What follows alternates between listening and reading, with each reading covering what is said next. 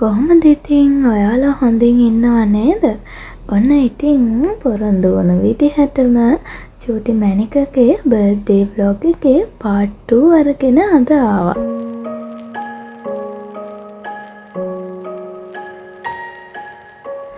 ඉතින් එදා පන්සල් ගිහිල්ලා vlog එක එතනින් නතර කළානේ.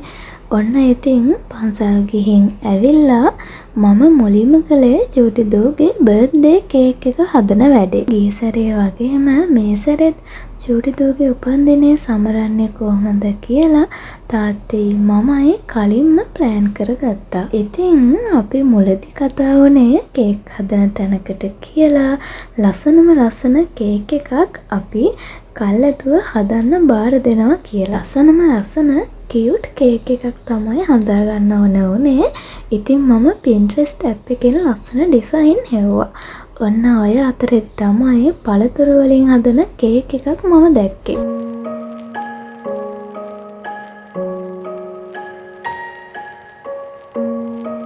ඔන්න ඉතින් ඒ වගේ හදපු තවත් කේක් වල ෆොටෝස් ගොඩාරියක් මම දැක්කා. ඊට පස්සේ මටත් හිතුණා මේ පාර බබාගේ බර්ත්ඩේ එකට මේ වගේ කේක් එකක් හැදුවනම් හොඳයි කියලා.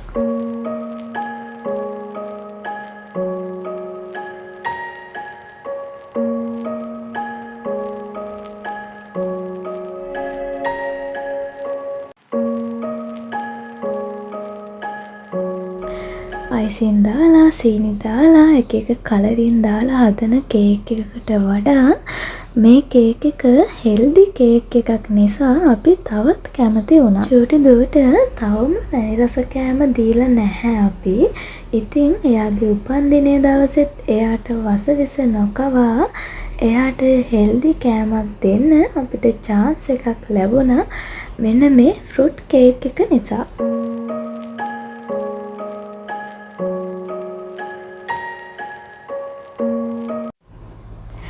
මේ කේක් එක හදන්නේ ගොඩක් ආසාවෙන් වුණත් හිතට ලොකු බයක් දැනුණා. මොකද එක අතකින් මේක ලොකු අභියෝගයක්. මොකද මං කවදාවත් මෙහෙම කේක් එකක් හදලා නැහැ. මෙහෙම කියන්නේ කොහොමවත් කේක් නම් හදලා නැහැ. ඉතින් මේ කොමඩු ගෙඩි දෙකක් ගත්තා. ලොකු කොමඩු ගෙඩි දෙකක්. ඉතින් ඒකෙන් තට්ටු 3ක් වෙන්න මම කේක් එක කපා ගත්තා. ඉතින් කපනකොටත් මගේ හිතට ලොකු බයක් දැනුණා. මොකද මේක ටිකක් අර තැලෙන ගතිය වගේ තියෙනවා වෝටර්මෙලන්නේ. අර ෆොටෝස් වල තියනවා වගේ නීට් එකටම නම් ආවේ නැහැ. ඉතින් ඒක අර කපලා හදනකොට Tamanට තමයි තේරෙන්නේ මේ වැඩේ කොච්චර අමාරුද කියලා.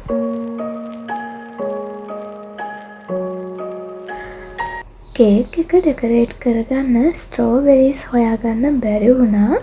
කොළ පාටයි දම් පාටයි පාට දෙකකින් මිදී අන්නාසි ගෙනාවා ඩෙකරේට් කරන්න.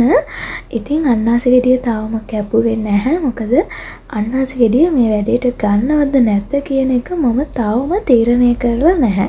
මුල ඉඳන්ම මේ වැඩේ කරන්නේ හරිම පිරිසිදුවට.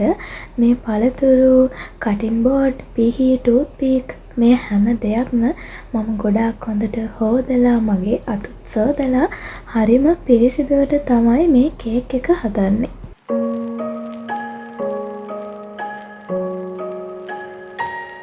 ඔන්න ඉතින් මිදි වලින් කේක් එක ඩෙකරේට් කරලා ඉවරයි. මම හිතුවා අන්නාසි ගෙඩියනොත් මොකක් හරි වැඩක් ගන්න ඕන කියලා.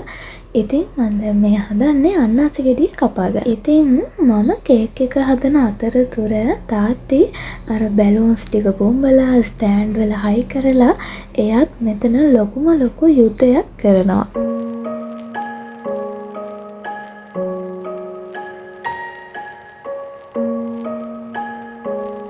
ඔන්න ඉතින් අන්නාසි වලින් කේක් එක ඩෙකරේට් කළේ මෙන්න මේ විදිහට. ඉතින් බලන්නකො ලස්සනයිද කියලා.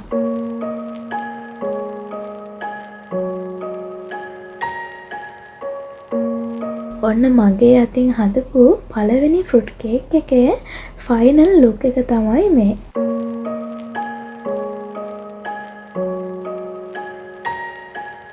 බර්ත්ඩේ ඩෙකරේෂන්ස් නම් මට මොකුත්ම කරන්න බැරි වුණා.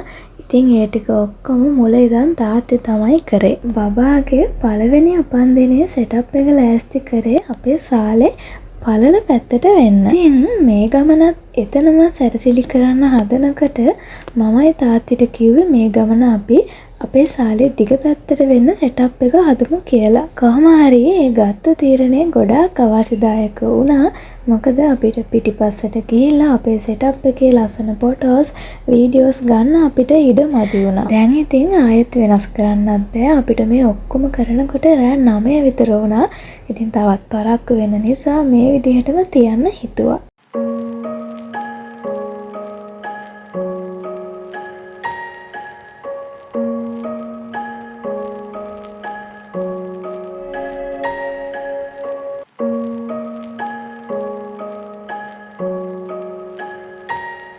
ඔන්න අපේ බර්ත්ඩේ ගර්ල් ආවා මෙන්න මෙතනට. එයාගේ කේක් එක කපන්න. පළවෙනි පාර පත්තු කරපු කැන්ඩල් එක එයාම නිවලා. ඔන්න ඉතින් එයා ආයෙමත් පත්තු කරලා දෙන්න කිව්වා.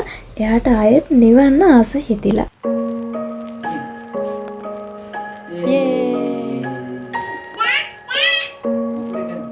චූටි දුව වඩාගෙන අපි මෙතනට වෙලා එයත් එක්ක ෆොටෝස් වීඩියෝස් ගත්තා.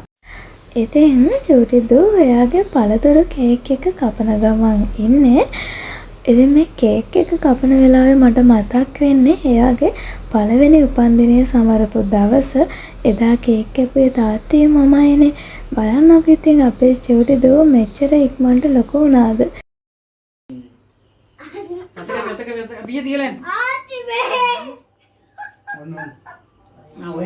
ඉතින් පළතුරු වලින් හදපු කේක් එකක් උනත් චූටි කෑලි කපලා එයා හැමෝටම දෙනවා. පව් ඉතින් එයාට තේරෙන හැටි බලන්නකෝ ඒ දේවල්. දැන් ඉතින් මෙතනින් එහාට එයාගේ එක කෝලම් තමයි බලා ගන්න තියෙන්නේ. අනිත් පැත්ත යන්න. ඒක හපනවා. කාලින් ටික කටපුර ගන්න. ඒ මොකද කරන්නේ? කාලි වුණාම කන්න. මට බා. උඩේ කන්න. ඒ පැත්ත කන්නේ. ගෙඩි එක. උදේට හපන්න ඕන. ඔව්. දෙහිට ඔය දෙක කන්න. එහෙම දාන්න එපා. පේනව නේද? එක්කෙනෙක්ට ධන ගන්න මතක් වෙලා තියෙන්නේ දැන් තමයි. අයියලායි නංගිලායි ඔක්කොම එකතු වෙලා දැන් ඉතින් නටන්න තමයි මේ හදන්නේ. ලොකු බබා නම් අසනීපෙන් ඉන්නේ. ඒ නිසා තමයි එයා බිම වාඩි වෙලා ඉන්නේ.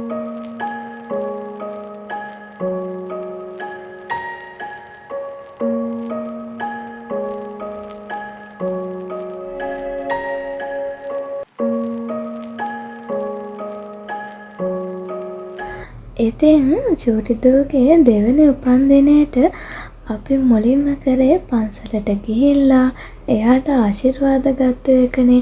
ඉතින් අපි හවස තමයි මේ පුංචි පාටිය ඇරේන්ජ් කළේ.